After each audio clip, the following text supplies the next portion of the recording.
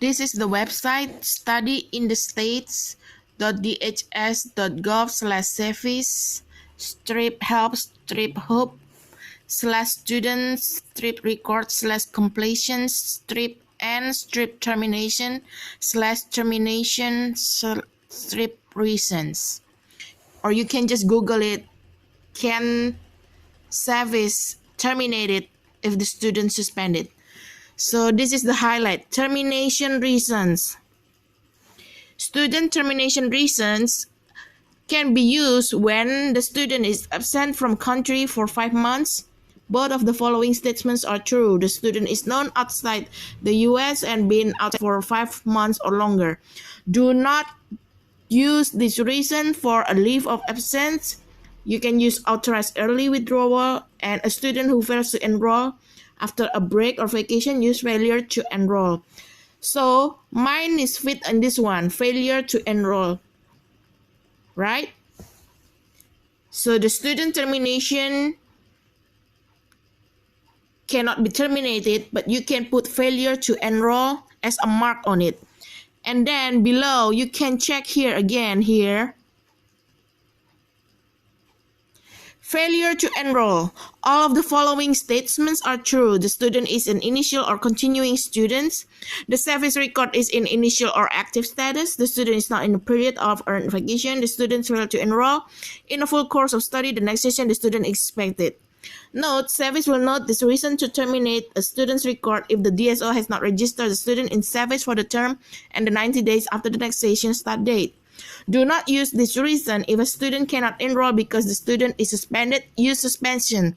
So you cannot use termination, you cannot use failure to enroll, but you have to put suspension on it because I was suspended by then. So which part of this that doesn't make you understand that you cannot terminate my student visa? I did not violate the student visa, okay?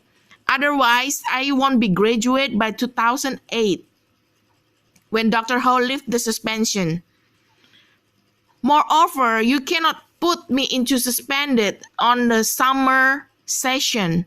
That's why you move the termination from September 12, 2005 to September 12, 2006.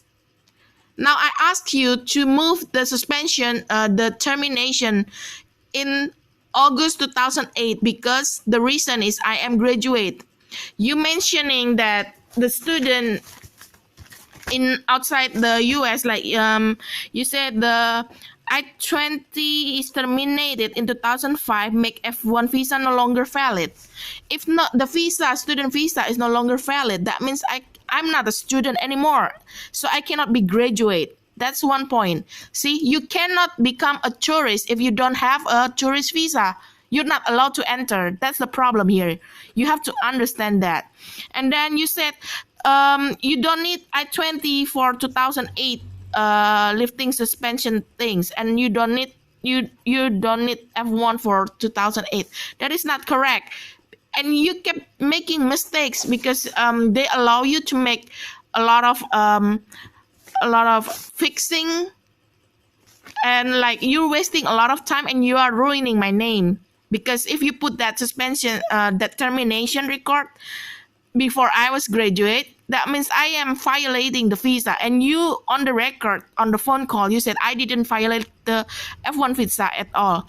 So if you terminated in 2005 and then you terminated in 2008, and there's only one visa that is given in 2004, how is it possible? Can you make sense of it? Like, just please speak to a professor in English literature so you get the clear, better understanding, okay? I know you're from Korea, and I don't know that lady Ellie. I think Ellie is Mary Graham. I don't know where she's from, but she can't even pronounce United States correctly. So please, I beg you to talk with the professor in literature in English and ask him to give you the explanation of these boxes. Thank you.